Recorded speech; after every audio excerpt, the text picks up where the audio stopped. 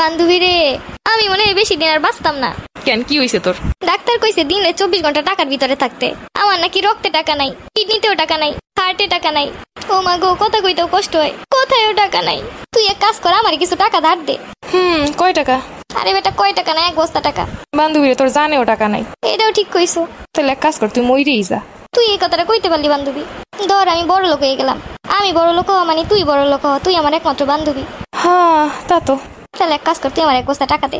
আমি তো নিজের সই কোনোদিন 1 বস্তা টাকা দিই না, তোরে কেমনে দিব?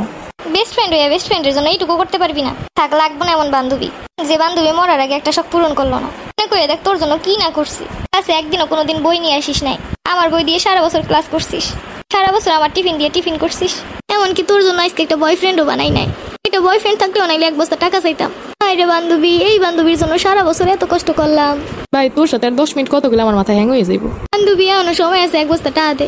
বান্ধবী, এই বান্ধবীর জীবন বাঁচানোর জন্য এইটুকু করবি না? ভাই আমার কাছে 1 বস্তা কেন, আমার কাছে 1 পয়সাও নাই। আচ্ছা, তাহলে আরেকটা উপায় আছে। আবার কোন উপায়? সামনে তুই ঈদ, তুই যে সালামিগুলো পাবি অর্ধেক তোর অর্ধেক আমার। এ আইছে, সালাম করবো, আমি টাকা নিব।